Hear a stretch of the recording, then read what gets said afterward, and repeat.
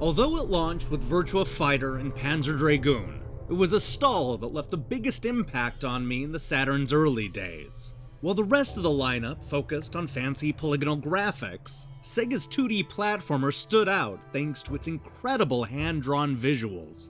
After years of seeing simple 8 and 16-bit sprites, a stall looked like a painting had come to life.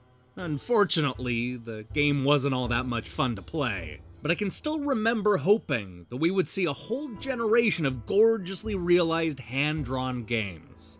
I was reminded of this while playing Jotun, Valhalla Edition on PlayStation 4. While this brand new adventure game has little to do with a stall, its use of hand-drawn graphics made me reminisce about what could have been.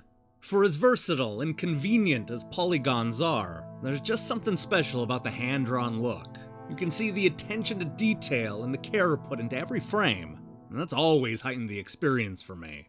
Of course, I doubt Thora cares if she's represented by polygons or sprites, because she's too busy fighting giant monsters in an attempt to prove herself to the gods and enter Valhalla.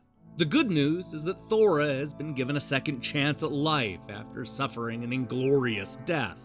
The bad news is that she's forced to explore a labyrinthian world and go head-to-head with the biggest, baddest bosses Odin can throw at her. Split into 5 challenging stages, Thora will need to thoroughly explore 2 separate areas and find the hidden ruins. Once she finds both ruins, our Nordic hero will be able to open up the gate and battle one of the massive Jotuns. These are giant creatures that often do battle with the gods, but today they're going to have to go through Thora first. Beyond simply collecting those hidden ruins, we'll also find power-ups that'll help turn the tables on the enormous bosses. Thora will learn a healing spell early on, followed closely by Thor's hammer, Odin's spear, Heimdall's shield, and more. Even though Jotun takes the Shadow of the Colossus approach by focusing more on the boss battles, there's still a lot to discover while you explore the large stages between fights. Apart from the various magic spells, Thora is limited to only a couple of different attacks. She has a standard swing that's quick and not very powerful, as well as a strong swing that requires a second or two of wind-up.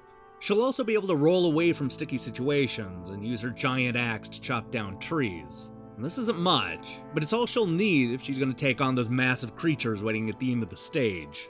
Since so much of the game revolves around taking down the Jotuns, it probably shouldn't come as a surprise that they're the highlight of this adventure. Every one of them towers over Thora, with each giving us something unique to look forward to. Each boss is absolutely stunning, perfectly showing off everything I love about the hand-drawn graphics. My only complaint is that there simply aren't enough battles. Maybe I'm greedy, but it would have been nice to see a couple more of these epic fights. The game's length will certainly be an issue for some people. While you can spend quite a while on the bosses if you haven't collected the various upgrades and magic spells, most people will go through the game in only a few hours. Even though I was constantly jumping from one beautiful location to another, it often felt like more could have been done with the levels. There's a predictable pattern Jotun follows from beginning to end, which left me craving more. Thankfully, this brand new console release offers more than the brief story mode. Jotun now includes the Valhalla mode, which features much fiercer and more aggressive versions of the massive beasts. Here you'll need to learn all new patterns and strategies in order to survive. This is a fun addition, but I still say Jotun needs a few more bosses. Despite being on the short side, Jotun Valhalla Edition is a stunning adventure that you won't soon forget. There are times when I wished it offered more moves and bosses to fight, but there's more than enough content here to warrant the asking price. It's worth it just to see those giant Jotun creatures in action.